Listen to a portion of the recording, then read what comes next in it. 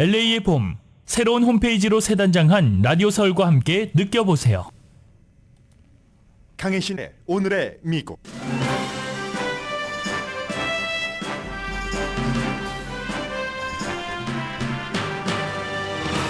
약 50만 명의 캘리포니아주 근로자가 오늘부터 지난주보다 25%가 많은 시간당 $20의 임금을 받고 일합니다. 패스트푸드 업체 직원으로 미국 경제에서 가장 낮은 임금을 받고 있던 그룹입니다. 그러나 업주들은 아우성이고 다른 주까지 번질 가능성도 높은 사안입니다. 트럼프 전 대통령은 재집권하면 소수인종을 보호하는 민권법을 달리 해석하는 정책을 쓸 준비를 한다고 악시오스가 보도했습니다.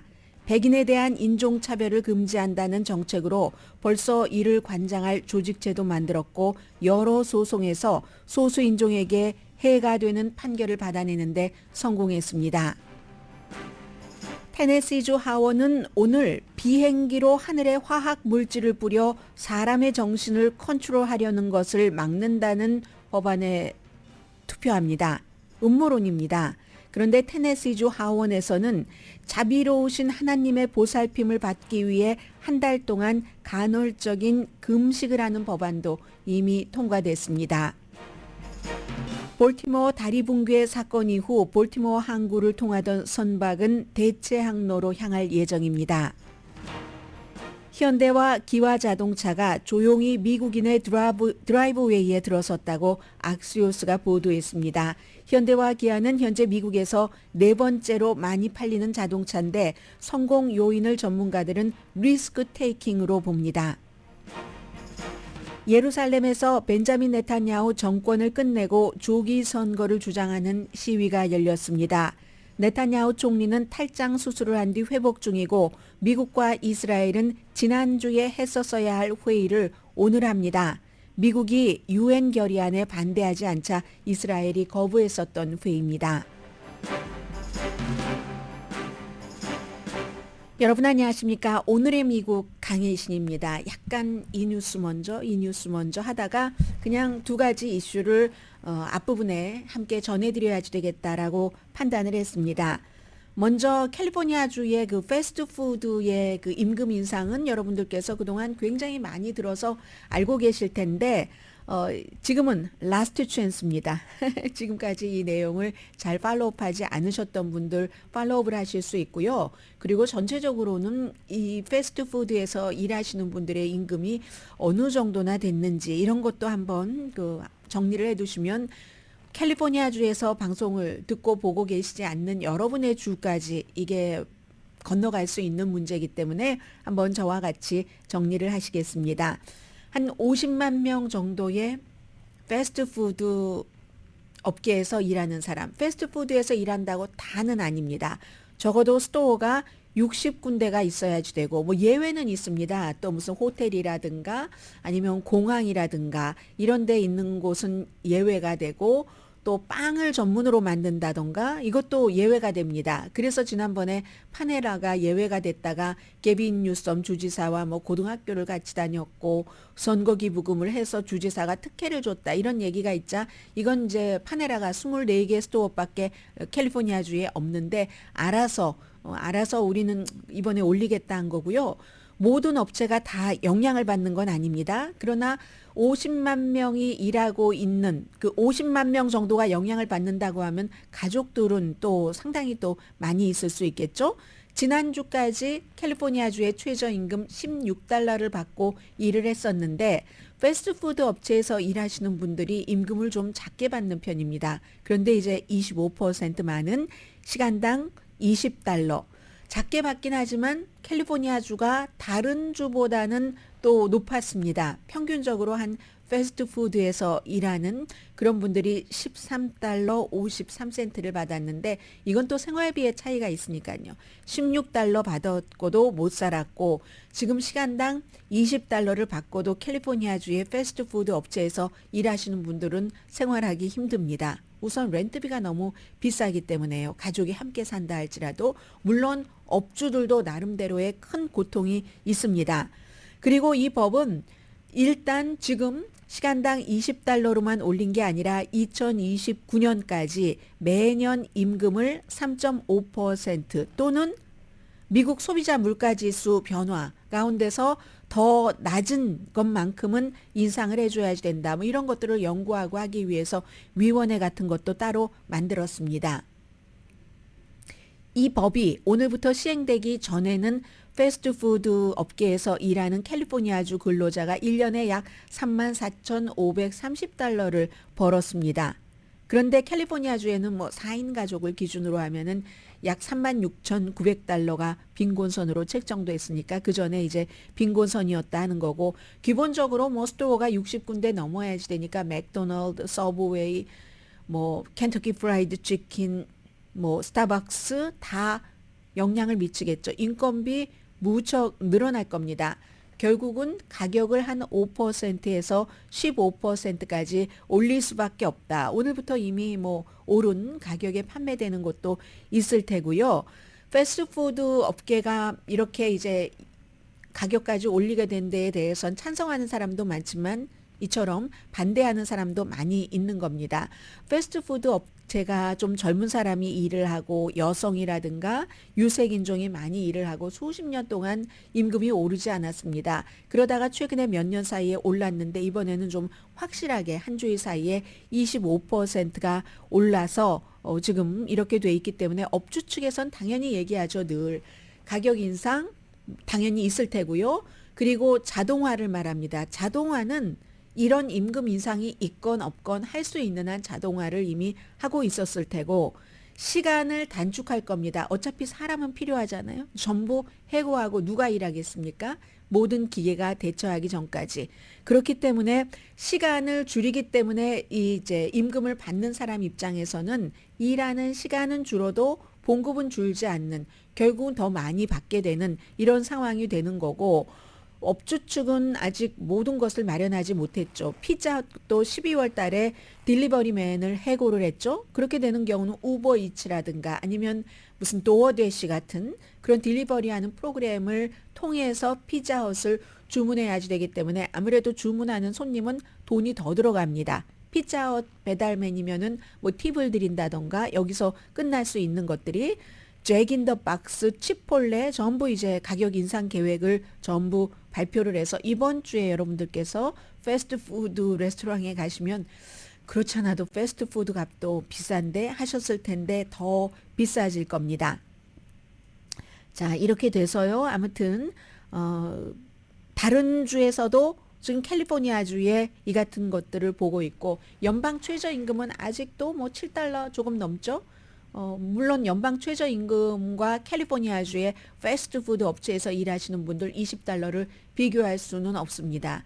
미국에서는 뭐 노스다코타 이런 곳처럼 굉장히 그 생활비가 적어도 살 수 있는 곳이 있고, 캘리포니아주처럼 너무 생활비가 비싼 곳도 있기 때문에 그래서 오늘부터 바뀌는 다른 지역에서도 쳐다볼 이슈고요. 그리고 이 내용이 어찌 보면 더 중요할 수도 있겠습니다. 미국에 이민 오신 많은 분들은 뭐 자유롭게, 또 미국이 공정한 사회니까 소수인종이라도 이렇게 얘기를 하면서 오셨던 분들이 상당히 많으실 겁니다. 그런데요, 트럼프 전 대통령이 집권 2기 여기에 성공을 하면은 소수인종을 보호해온 민권법을 다르게 해석하는 이미 이 작업이 들어가서 실제로 소송도 많이 하고 성공도 하고 있다는 그런 내용을 악시오스가 오늘 좀 자세히 보도를 했습니다. 백인에 대한 인종차별을 금지한다는 정책을 대대적으로 쓴다는 겁니다. 그를 관장할 조직도 만들었고요. 조직을 이끄는 사람은 아주 잘 알려진 트럼프 시대의 아이와 젖먹이 아이와 어머니도 떼놓는 이민법을 만든 캘리포니아주의 젊은이, 아직도 40살 안 됐습니다. 그때도 젊은이였는데 스티븐 밀러가 어떤 단체를 운영을 하고 있습니다.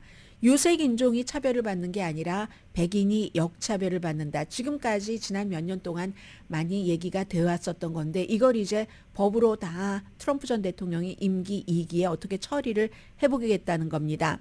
트럼프의 법무부는 예를 들어 미국 정부, 기업의 프로그램, 어퍼머티브 액션 폐지됐다고 좋아하시는 분들이 너무 많으신데, 제가 욕을 먹어가면서 어포머티브 액션이 왜 있어야지 되는가의 필요성을 상당히 말씀드렸습니다.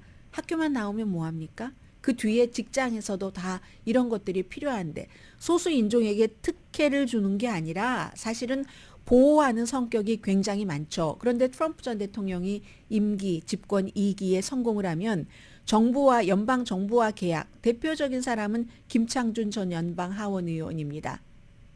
캘리포니아주에서 무슨 도로 공사라든가 이런 것 할 때 어포머티브 액션 때문에 비즈니스맨으로 성공을 했고 그 성공을 발판 삼아서 연방 하원 의원이 됐었던 사람입니다. 그런 걸 이제 없앤다는 얘기거든요. 소수자에게 경제적으로 특혜를 준다는 게 아니라 백인이 워낙에 기회가 많으니까 그걸 좀 평평하게 기회를 동등하게 준다 해서 수십 년 동안 해왔었던 정책을 다 없애버린다는 얘기입니다. 그래서 트럼프 전 대통령의 캠페인 대변인인 스티브 청 악시오스와 인터뷰를 하는데 트럼프 전 대통령이 계속 강조를 하는 것처럼 바이든 대통령이 비미국적인 정책을 써왔다. 모든 무슨 연방정부의 사무실, 직원 등등의 소수인종에게 줬었던 여러 가지 이니셔티브 같은 것은 즉시 트럼프가 대통령이 되는 순간 멈춰버릴 것이다. 이렇게 그 캠페인 대변인이 얘기를 했고요. 그래서 트럼프의 오랜 보좌진들 그리고 그의 동맹은 수많은 소송과 불만을 통해서 법적인 토대를 마련해 왔습니다. 그게 어포머티브 액션, 하버드에서, 노스캐롤라이나주에서 없앤데도 바로 이 사람들이 들어간 겁니다. 백인만 차별해? 이러면 사람들이 이상하게 들으니까 거기에 아시안을 껴서 학교 문제로 끝나는 게 아닙니다. 이렇게 가는 겁니다. 지금. 그래서 이제 성공을 했는데 스티븐 밀러가 아메리카 포스트 리걸이라는 것을 설립을 해서 CBS와 파라마운트 글로벌도 소송을 했습니다. 2017년도에 그 SEAL팀의 쇼의 그 작가였던 사람에 대해서 차별을 하는데 그 차별한다는 게 백인을 차별한다는 소송. 그 차별을 하는데 백인을 차별한다 하면서 1964년도에 민권법을 들어서 그럽니다. 민권법은 사실은 아프리칸 아메리칸이죠. 차별하지 못하도록. 그리고 그 뒤에 이민으로 온 코리안 아메리칸을 포함한 많은 소수 인종이 그 흑인들이 뭐 매맞고 깔리고 감옥에 들어가면서 통과시켜줬던 그런 법의 혜택을 받다가 이제 이런 문제 트럼프 전 대통령이 들어오고 나서 그 법을 활용을 해서 그대로 이건 차별을 하지 말라고 하는데 백인이 엄청나게 차별받고 있어. 이 같은 주장으로 실제로 지금 연방 법원에도 판사들도 트럼프 전 대통령이 쫙 깔아놓은 판사들이 많습니다. 이렇게 뒤집히고 있는 겁니다. 그래서 2월 달에도 아메리카 포스트 리걸이라는 단체는 NFL을 소송을 했습니다. 이 소송은 루니룰이라는 게 그 피츠버그 스틸러스의 이미 숨졌죠. 이분은 구단주 댄 루니의 이름을 딴 그런 룰인데 2003년도에 만들어져서 2022년도에 굉장히 확장됐습니다. 왜냐하면 이때 무슨 뭐 조지 프로이드 뭐 백인 경관에 의해서 숨지고 하면서 블랙 라이브스 매터 모든 사람들의 생명은 다 중요해 이런 것들이 딱 되면서 확장이 됐는데 NFL 팀이 공석인 단장, 감독, 코디네이터 굉장히 영향력 있는 사람들이죠. 그 자리에 최소한 소수인종 후보자를 2명은 인터뷰를 하도록 뭐 그 사람들을 해라 하는 게 아니라 최소한 2사람은 인터뷰를 하도록 하는 그 룰을 이거는 백인 차별이야 하면서 민사 소송을 한 겁니다. 그리고 그 밖에도요. 2021년도에 코리안 아메리칸에게도 딱 들어오는 이슈입니다. 백인이 소유한 기업을 차별한다. 여성, 소수인종 그 레스토랑을 위해서 290억 달러의 그 팬데믹 당시에 뭐 여러 이름을 붙여서 국가에서 지원을 했는데 그 당시에 여성과 소수인종이 소유하고 있는 레스토랑에 290억 달러가 책정이 됐었습니다. 백인 차별이라는 겁니다. 이런 소송도 했고요. 성공했죠. 그래서 이제 트럼프 전 대통령을 지지하는 그런 그 밖에도 여러 단체들이 있습니다. 뭐 띵크탱크 중에서도 가장 보수적이라고 할 수 있는 뭐 헤리티지 재단이라든가 헤리티지 재단도요. 지금 프로젝트 2025라고 해서 적극적으로 백인 차별을 금지하는 이 같은 뭐 여러 가지 트럼프 행정부를 만드는데 뭐 구성하는 요소 같은 것도 연구한다던가 트럼프 전 대통령이 백인 차별을 막도록 도전할 수 있는 준비를 해주고 있습니다. 그래서 이제 이런 단체들이 연방 대법원이 조금 극우화되면서 우경화되면서 추진력을 많이 받았죠. 어퍼머티브 액션. 이게 이제 대표적인 것이고요. 그리고 이제 그 밖에도 예를 들어 2021년도에 연방 판사가 흑인 농민을 돕기 위해서 40억 달러 규모의 그 프로그램이 있었는데 이것도 왜 흑인만? 백인은 어쩌라고? 하면서 이것도 이제 차단했고요. 또 이달 초에 또 다른 연방 판사가 상무부에도 소수민족 사업개발국 같은 게 있잖아요. 소수인종들 여러 가지 프로그램 찾아보면은 많이 있죠. 그런데 이제 이게 지역에 따라서 로스앤젤레스처럼 소수인종이 좀 어느 정도 그 동등한 대우를 받는다던가 이런 데는 괜찮지만 연방 같은 연방 상무부의 소수민족 개발국이 백인을 차별하고 있다. 이 모두 똑같이 해야지 뭐 이런 얘기를 하면서 소수인종에 관한 프로그램을 없애버려야지 된다라고 얘기를 합니다. 트럼프 전 대통령이 계속 공산주의라고 얘기를 하죠. 이게 무슨 요즘의 공산주의? 이렇게 얘기를 하지만 그건 이념적인 것을 말하는 거고 사실은 이런 얘기를 하는 겁니다. 마르크스주의적 형평성 개념을 가지고 와서 소수인종을 보호한답시고 그런 개념을 적용을 시켜서 백인이 피해를 보고 있다는 겁니다. 내가 대통령이 되면 백악관, 군대, 법무부, 우리 사회에서 이런 마르크스주의를 몰아낼 거다. 공산주의를 다 몰아내 버리겠어. 이게 트럼프 전 대통령이 공산주의라고 말할 때는 그것도 이제 깔려 있다는 것을 악시오스가 설명을 해주고 있고요. 11월 달에 CBS가 여론조사를 했습니다. 트럼프 전 대통령을 지지하는 사람의 58%는 백인보다 미국에서 살아가는데 유색인종이 훨씬 유리하다고 믿고 있답니다. 이 사람들은 반이민 정책에 찬성을 하겠죠. 그런데 똑같은 질문을 하면 미국에서 유색인종이 백인보다 살아가기가 더 좋습니까? 유리합니까? 물어보면 트럼프 지지자들은 58%가 yes, 바이든 지지자들은 9%만이 이처럼 답을 합니다. 아무튼 이리해서 트럼프 전 대통령은 본인의 법적 문제에서도 본인이 피해자라고 얘기를 하잖아요. 백인이기 때문에.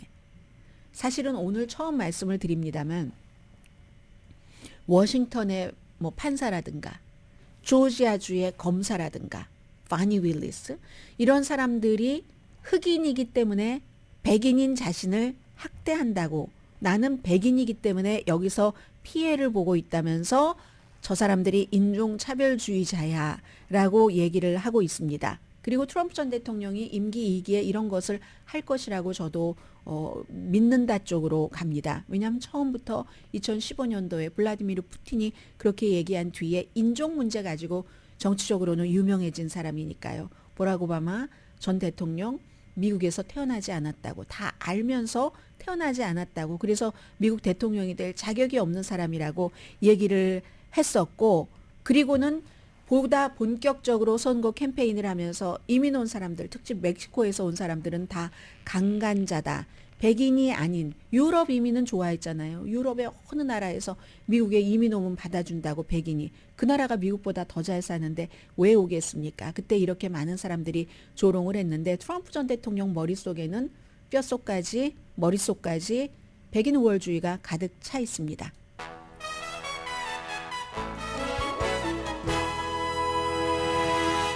그렇게 우월한 백인이 이민자 소수인종으로부터 학대받고 있다는 그런 것들. 그래서 트럼프 전 대통령에게 투표를 한 사람들이 굉장히 많은데 다른 그 여러 가지 이유가 있어서 트럼프 전 대통령에게 투표할 수는 있다고 생각을 합니다. 그러나 그 문제는 한번 소수인종으로서 생각해 봐야지 될 이슈라고 믿고요. 오늘의 미국은 전문가가 추천하는 이민법, 가정법 전문 제인정 종합법률사무소, 총 20억 달러 승소, 교통사고와 상해 전문 브라이언 다필라와 CG 변호사그룹 공동 후원입니다. 어제 부활절이었는데 잘 지내셨어요? 잠시 뒤에 뵙겠습니다.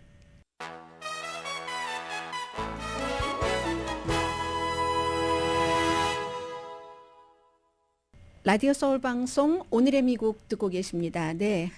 아니 백악관은 늘 그렇죠. 오늘 이제 부활절 무슨 뭐 어린이들도 초대를 하고 백악관에서 해서 무슨 달걀 굴리기도 하고 좀 전에 보니까 질 바이든 여사 이런 건 보통 퍼스트 레이디들이 하죠. 물론 대통령도 옆에 있습니다만 그런 것 보이고요. 바이든 대통령과 트럼프 전 대통령의 부활절 메시지가 상당히 달랐습니다. 바이든 대통령은 아주 그 전형적으로 지금 뭐 세계가 너무 어려운 분쟁, 전쟁 이런 것도 있는데 예수님의 뭐 부활, 희생 뭐 이런 약속을 상기시키면서 모든 사람들 뭐 좀 잘 평화롭게 지내보자 뭐 이런 것 인간의 존엄성 뭐 또 대통령으로서 할 수 있는 모든 것 하겠다 이 같은 약속도 했고요. 그에 비해서 트럼프 전 대통령은 어제가 3월 31일이었잖아요. 부활절이.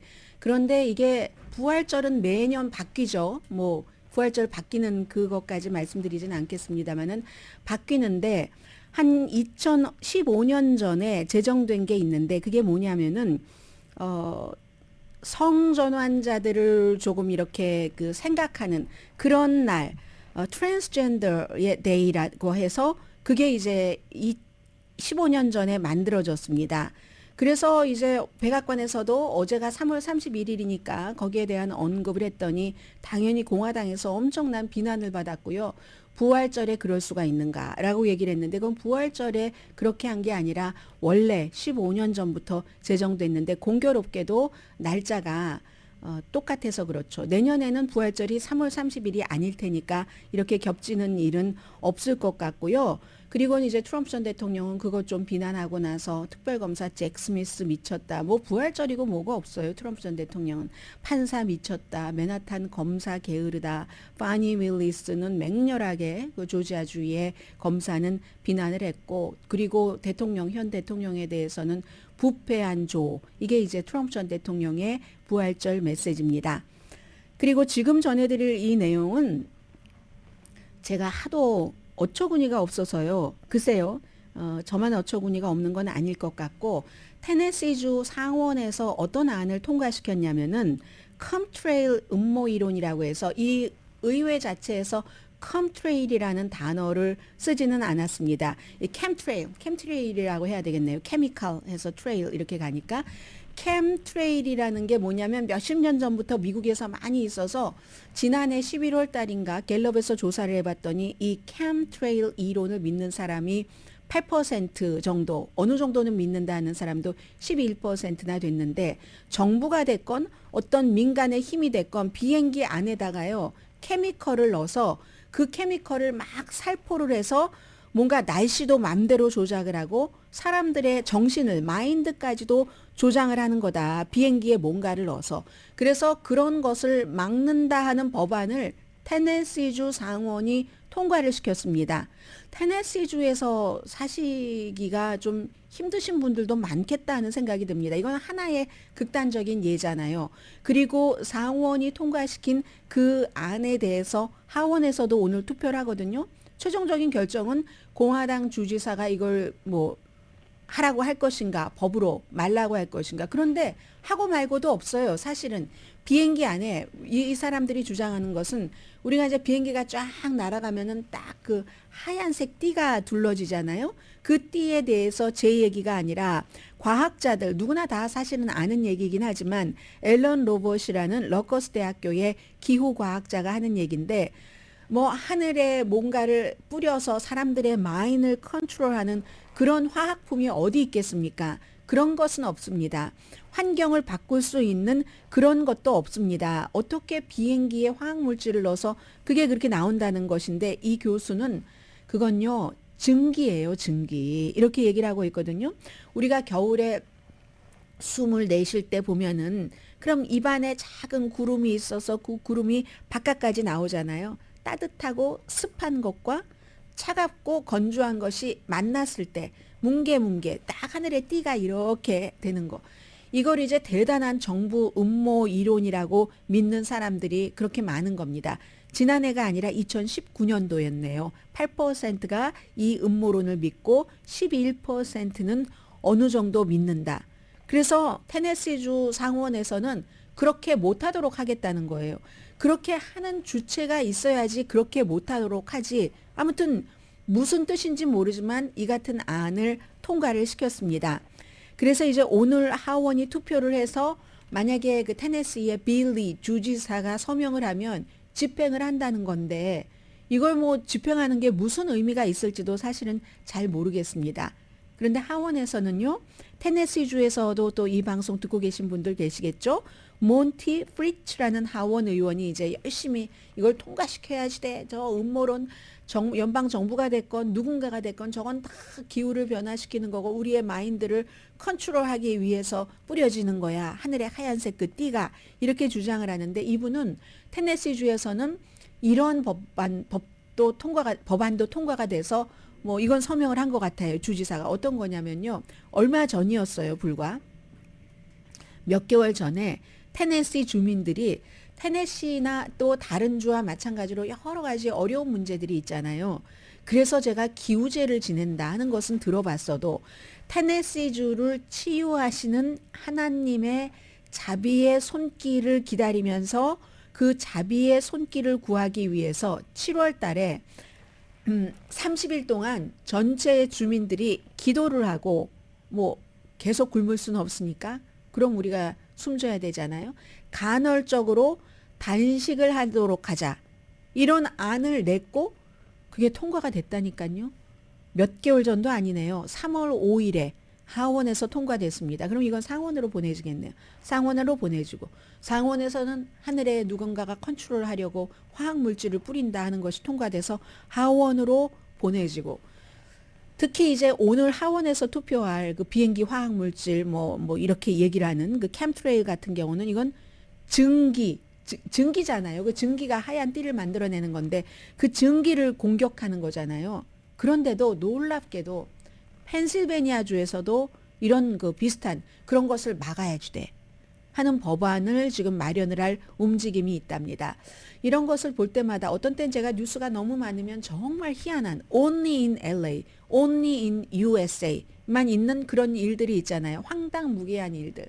그런데 이 황당무계한 일들도 믿는 사람들이 엄청 많습니다. 레딧 같은 데 가보면 레딧이 조금 좀 공화당 쪽, 트럼프 쪽 뭐 이야기잖아요. 또 음모론도 아직도 요즘은 많이 나아졌다고 하지만 많이 있고 엄청나게 이런 스토리들 많거든요. 그리고 이런 스토리들만 믿으면서 내가 너희들은 모르지. 나만 알고 있는 거야 이거. 내가 이렇게 유식해 라고 생각하는 미국 사람들이 의외로 굉장히 많다는 거 전해드리고요.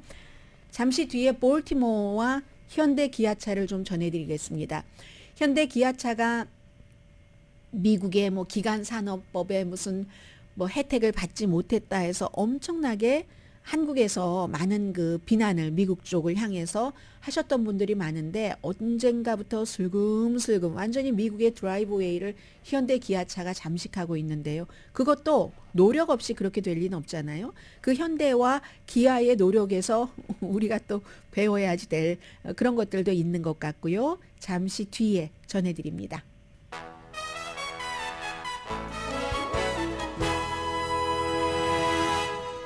라디오 서울 방송 오늘의 미국 듣고 계십니다. 네, 지금 그 트럼프 전 대통령 주식이 엄청나게 내려가고 있습니다. 이 정도면은 뭐 폭락이라고 말씀드릴 수도 있을 정도가 되는데요. 첫날 무슨 뭐 거의 $70까지 올라가고 개장 아주 처음에는 $45 정도로 했었거든요. 그래서 최고치가 $72 주당 63센트였다가 금요일에 $61 99센트에 마감한 것 같은데 지금은 굉장히 그 내려갔습니다. 가격이. 이게 왜 그러냐면 트럼프 전 대통령의 주식값은 그 DJT는 오늘 얼마큼 내려갔나요? 오늘 한번 볼까요? 오늘 13%나 내려갔네요. 오늘 13% 정도가 내려가서 그런데 왜냐면은 결국은 버는 것은 없이 손해는 엄청 봤다. 지난해에 뭐 5,800만 달러 그 정도 손해봤고 매출은 뭐 한 300만 달러 이 정도밖에 안 된다 하니까 사실 이 주식은 무슨 엄청난 투자가들이 투자를 한 게 아니라 개미 군단이 트럼프 전 대통령을 지지하거나 아니면 트럼프가 대통령이 됐었을 때는 이게 올라갈 것 같아라는 이런 사람들이 지지를 했었거든요. 그러다가 아무리 그래도 그렇지 저렇게 아무것도 아닌 회사였어. 이걸 알고 나서 지금은 일단 폭락하는 것 같고요. 그러나 주식이라는 것은 이렇게 뭐 게임스탑이라든가 예전에 또 코비드 그 직후에 AMC 같은 극장 이런 데는 젊은 사람들이 이유 없이 분석 없이 그냥 심정적으로 막 사서 주식값 엄청 올랐던 적 있죠. 지금 트럼프 주식이 그와 비슷한 형편이기 때문에 이건 이제 조금 가장 열심히 사람들이 지켜보고 있는 이제 그런 그 주식값이 되고요. 레딧도 그래도 많이 레딧은 그래도 뭐 기본적으로 그 계속 유지는 하고 있습니다. 레딧과 트럼프 전 대통령이 DJT가 거의 이제 비슷한 시기에 상장이 됐기 때문에 이 두 가지를 보고 있고요. 현대자동차부터 말씀을 드리겠습니다. 현대와 기아자동차가 조용히 미국의 드라이브웨이에 들어서고 있다. 오늘 제가 악시오스의 중요한 보도를 많이 전해드리네요. 미국에서 네 번째로 많이 팔리는 자동차입니다. 자동차가 얼마나 많아요? 기본적으로 성공 요인은 현대의 리스크 테이킹 하는 거다. 뭐 코비드 때나 그 이후나 여러 가지 전략을 계속 만들어서 시행하기도 한다는 거죠. 이번에 뭐 자동차 쇼 보니까 예전처럼 화려한 데뷔작이 많지 않았답니다. 다만 계속해서 맹렬한 기세라고 표현을 하면서 현대가 새로운 모델을 내고 있는데 뭐 기아, 제네시스 뭐 이런 경우 브랜드가 틀림없이 미국에서 가장 지금 인기 있는 자동차 업체로 돼가고 있는데 디자인 자체도요, 신선하기도 하고 때로는 위험하다 싶을 정도의 디자인이라고 하네요. 하이텍 기능도 많이 집어넣고, 그래서 이제 처음에는 아이 뭐 그냥 싼 맛에 타지 했었던 것이 야, 가격 대비 정말 성능 좋다 하는 신뢰를 얻는데 한참 걸렸잖아요. 소비자들이 그래서 현대에서 뭔가 현대 기아 자동차가 나온다 하면은 항상 관심을 갖고 있죠. 해서 이 현대차 그룹이 지난해에 그 스텔란티스를 제쳤습니다. 스텔란티스가 지프하고 램트럭을 만드는 회사잖아요. 제너럴 모터스, 토요타, 포드에 이어서 미국에서 네 번째 자동차로 올라섰고 전 세계적으로는 토요타 그리고 복스웨건에 이어서 세 번째 제조사랍니다. 그래서 한국에 이 자동차가 현대 기아가 여러 가지 모델이 있고 모델은 저보다 여러분들이 훨씬 잘 알고 계실 것 같아요. 4월 7일까지 계속되는 뉴욕의 국제 오로쇼에서 지난주에 완전히 새로운 모델 그 뉴스를 장악했다고 얘기를 하고 있고요. 제가 미국 매체 악시오스를 보도를 해드리는 겁니다. 뭐 인테리어도 업그레이드 된 것도 획기적이었다고 얘기를 하고요. 새로운 인포테인먼트 기술을 갖췄다. 인포메이션과 엔터테인먼트 기술을 갖췄다.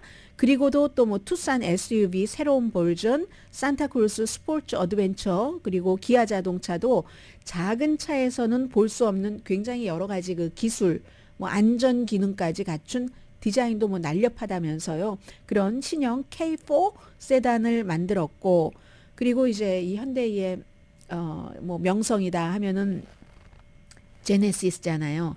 제네시스가 마그마 고성능 라인이죠. 새롭게 만들었고 미래의 풀 사이즈 전기 그 SUV 이걸 이제 어떤 모습이 될까 하는 것을 제시하는데 아주 눈부신 컨셉의 뭐 여러 가지를 사람들에게 공개를 했다고 하거든요. 그래서 뉴욕 박람회에서 주는 올해의 차 6개 부문 가운데서 3개 부문에서 이 현대가 상을 받기도 했답니다.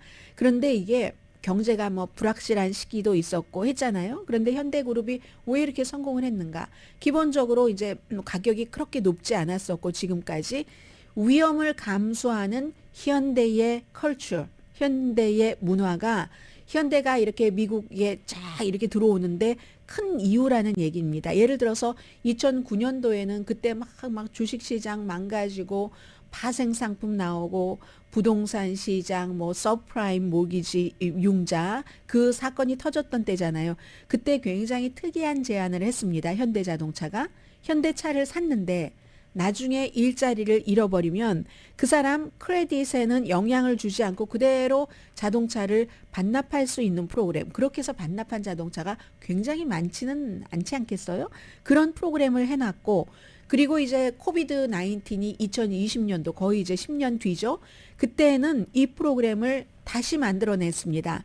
그래서 불확실한 환경에서 사람들에게 내가 지금 자동차를 바꿔도 돼 하는데 아니야, 바꿔도 나중에 크레딧 안 망가지고 일자리 잃으면 돌려주면 된다니까. 이렇게 하면서 사람들은 현대에서는 손님들에게 저희는 소비자들을 도와드리는 그런 회사입니다 하는 메시지를 줬다는 거죠. 어려운 때도 있었죠. 틱톡에서 어떻게 절도하는가 이런 것들이 많이 있고 했었을 때 이 약한 부분이 드러났었을 때도 실망하지 않고 손님들하고 좋은 관계를 다시 맺으려고 해서 뭐 그 스티어링 그 휠 잠금 장치도 무료로 줬었고, 그리고 뭐 소프트웨어 하드웨어 업그레이드 충분히 했었고, 굉장히 그 비용이 많이 들기는 했지만, 그리고 이제 그 뭐 소송 같은 것도 있고 하는데 그 소송 자체도 집단 소송도 아마 올 여름에 마무리가 될 것 같다고 얘기를 하는데, 그리하여 이제 와서는 현대자동차가, 현대와 기아는 이제는 그 전기 자동차 리더가 되기 위해서 노력하고 있다고 얘기를 합니다. 왜냐하면 그래도 그 전기 자동차가 다른 자동차, 막 현대는 뭐 시작한 지 얼마 안 되지만 정말 오래된 그런 자동차들과 똑같이 나가야지 된다고 할 때는 전기 자동차는 거의 출발점이 비슷하기 때문에 그렇다는 거잖아요. 그래서 가능한 한 빨리 일단은 점유율부터 확보를 하고 그 뒤에 어떻게 해보겠다. 이건 뭐 테무가 하는 방식과 비슷한 방식이라고 할 수 있는 거고요. 그래서 이제 현대 아이오닉 5, 기아 EV6, 2022년도에 인플레이션 이 감축법에 따라서 연방 그 어떤 그 세금 공제 같은 것, 인센티브 세금 공제라기보다 이런 거 못 받게 됐었을 때 굉장히 시장 점유율 하락했죠. 막 테슬라보다도 다른 자동차가 더 많이 받고 했었을 때. 그런데도 이게 절대로 거기서 주저앉지 않고 또 다른 형태의 프로그램 같은 것을 내놔서 지금 뭐 한 달에 $240에 정말 싼 그런 그 리스 프로그램 같은 것을 현대와 기아의 전기 자동차가 내놓고 있다는 거죠. 그러니까 현대의 그 전기 자동차가 판매나 리스가 주춤했다가 다시 급증해서 지금은 전기 자동차의 뭐 시장 점유율 7.8% 정도 된다는 거거든요. 그걸 이제 악시오스는 업계에서는 현대의 끈기와 근면함이다. 어느 순간에 갑자기 확 그냥 올라가지는 않지만 서서히 계속 나아간다라고 얘기를 합니다. 그래서 지금 뭐 현대는 우리 미국이 굉장히 중요한 시장이라고 얘기를 하면서 시간도 돈도 많이 투자하잖아요. 조지아주에 126억 달러 규모의 무슨 공장도 짓고 또 한국 파트너와 합작해서 배터리 공장도 지금 2곳을 짓고 뭐 이건 이제 세금 공제 혜택 같은 것도 받고 그렇게 되면은 또 전기 자동차 생산이 2배로 늘어난다는 게 된다는 거죠. 출발선이 좀 비슷한 전기 자동차. 한국에도 역시 전기 자동차 개발 생산을 늘리기 위해서 510억 달러를 투자할 계획이라고 발표를 했고요. 아무튼 그리고 현대와 기아가 지금 업계에서는 전기 픽업 자동차 시장을 그 노려보고 있답니다. 그런 얘기들을 하고 있고요. 그런데 이미 그렇게 시작한 그런 회사들이 있기 때문에 어려운 것처럼 힘든 싸움처럼 보이기는 보이지만 현대는 그 전에 멈추지 않더라. 이런 얘기를 악시오스가 하고 있습니다. 잠시 뒤에 뵙겠습니다.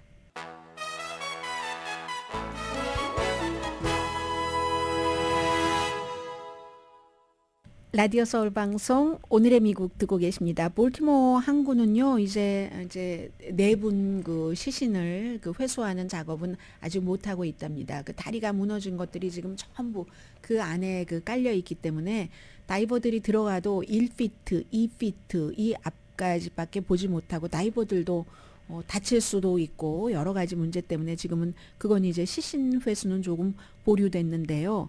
그런데 교량 근처 그 북동쪽에 임시로 수로를 이렇게 만들어서 볼티모어 그 항구에서 뭔가 물건이 나갈 수 있도록 지금 그 작업을 하고 있답니다. 이 무너진 그 다리의 잔해가 80% 내지 90% 정도는 지금 물에 잠겨 있잖아요. 그 다리 다 지으려면 정말 몇 년이 걸릴지 알 수가 없고 임시로 얼만큼 책정을 했고 또다시 책정을 해야지 되고 아마 이번 주에 바이든 대통령이 그쪽 지역을 방문을 할 것 같습니다. 이 화물선도 그대로 있어요. 뭐 에펠탑만큼 그 정도의 그 긴 화물선이 물 위에 이제 그대로 지금 떠 있고 저는 승무원들이 다 나왔다고 생각을 했죠. 왜? 그런데 승무원들이 아직은 배 안에 있답니다. 뭔가 이제 이렇게 구조선이 가고 하기에는 아직 그 주변이 청소가 조금 안 된 것 같죠. 뭐 그 안에 뭐 먹을 것 다 있고 하니까 승무원들은 22명 전부 인도 분들이고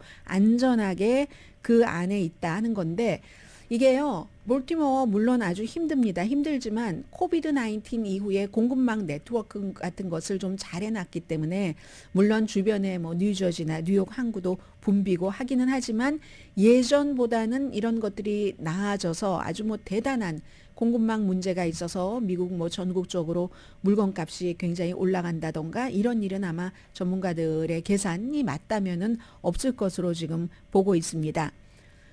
세계에서 가장 중요한 일 가운데 하나는 지금 이스라엘이 가자지구 라파를 지상군을 어떻게 쳐들어가나 마나 물론 지상군 들어갔어요. 2주일 동안에 그 알시파 병원에서 전투를 해서 이스라엘은 하마스 전투사를 잡으려고 한다면서 한 200명 뭐 살해했다고 하고 그밖에 무슨 뭐 무기도 회수했다고 하고 또 여러 가지 정보도 얻었다. 이게 이스라엘 쪽에서 하는 얘기와 하마스 또는 팔레스타인이 하는 얘기는 다릅니다. 아무튼 그렇습니다. 그런데 세계 보건기구에서 하는 얘기는 그 병원에 이스라엘이 들어갔기 때문에 2주일 동안 21명 환자가 숨졌고 100명이 위독하고 어린이 4명, 28명인가 뭐 이런 분들은 더 아무튼 지금 급한 그런 일이라는 것 같습니다. 소변백도 없고 물도 없고 기저귀도 없고 당연히 이렇게 되니까 상처가 감염되겠죠.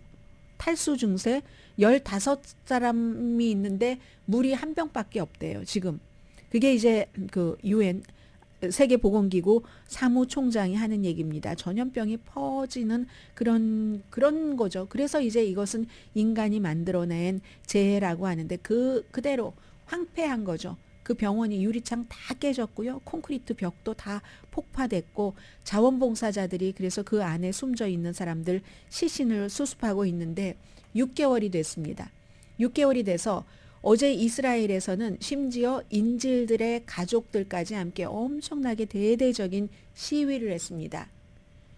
벤자민 네탄야후가 이걸 못하고 있다. 벤자민 네탄야후가 할 일이 아니다. 라고 얘기를 하면서 벤자민 네탄야후가 물러가고 조기 선거를 치러야지 된다. 미국의 민주당의 척 슈머 상원 원내대표가 한 얘기와 똑같은 얘기를 지금 하고 있는 거잖아요. 그 사이에 벤자민 네탄야후는 아파서 수술했어요.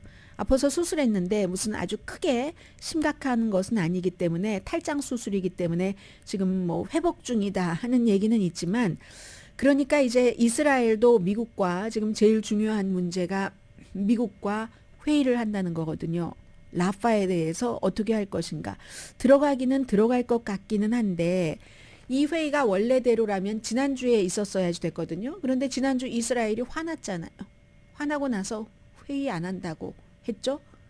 미국이 가자지구가 즉각 휴전을 해야지 된다. 뭐 이런 안도 내놨고 그 안에 대해서는 러시아와 또 중국이 이제 비토를 했고 그 뒤에 또 다른 유엔 안전보장 이사회가 내놓은 그런 안에 대해서는 역시 뭐 비슷한 거죠. 가자지구 즉각 휴전해야 된다. 여기에 대해서 미국이 비토를 하지 않았습니다. 이스라엘은 미국이 비토해 주기를 원했는데 비토를 하지 않고 기권을 해서 통과됐거든요. 그러니까 애따 화났다 하고는 원래 약속됐던 것을 이스라엘이 걷어차 버렸습니다. 그렇게 이스라엘의 벤자민 네탄야후 총리가 국내 우파에게 내가 이 정도는 차버렸어 하고는 바로 그 다음날 조용히 미국에 전화 걸어서 우리 다시 만나자 해서 하루 만에 메시지 뭐 백악관에서는 이게 이제 미국인 겁니다. 미국은 큰 그릇이라서 미국이 이것 좀 해줬으면 좋겠는데 하는데 안 해줬어요. 그렇다고 해도 미국은 목표가 있잖아요. 가자 지구에서 지금 더 이상은 팔레스타인 난민의 희생을 줄여야지만 되는 타이밍이기 때문에 어쩔 수 없다. 이 목표가 있으면 벤자민 네탄야후가 설령 마음에 들지 않더라도 다시 대화하자 하면 대화를 하는 겁니다. 그래서 지난번에는 직접 만나기로 했는데 이번에는 일단은 이스라엘이 체면이 있으니까 가상으로 대화를 하고 미국에서는 잭 셀리번 그 국가안보보좌관이 주도를 하고 벤자민 네탄야후 쪽도 당연히 국가안보보좌관이 주도를 하겠죠. 미국은 이 얘기를 당연히 하겠죠. 100만 명 이상이 모여있는 그 가자의 라파 지구에서 대대적인 지상작전은 정말 곤란하다. 어떻게 나올지 모르겠습니다. 이스라엘이요. 오늘의 미국은 전문가가 추천하는 이민법, 가정법 전문 재인정 종합법률사무소, 총 20억 달러 승소, 교통사고와 상해 전문 브라이언 타필라와 CG 변호사 그룹 공동 후원이었습니다. 10시에 브라보 마이 라이프 방송됩니다. 하나의 뭐 할러데이 같은 그런 그 시점이 끝나면 뭔가 좀 새로움 같은 것들이 있습니다. 이제는 본격적으로 봄이 오고 있는 그런 시점이고요. 세상이 너무 많이 바뀌어서 일본 왕실도 인스타그램에 조인을 했습니다. 나루히토 왕의 딸인 아이코 공주가 대학교를 졸업하는데 교정을 이렇게 일본 전통 의상이 입고 거니는 그런 그 사진을 보여주기도 하고요. 이런 모든 것들이 세상의 흐름을 거슬러 갈 수 없으니까 스몰 비즈니스 하시는 분들도 인스타그램 이용하시기 바랍니다. 별로 어렵지 않거든요. 강혜신이었습니다.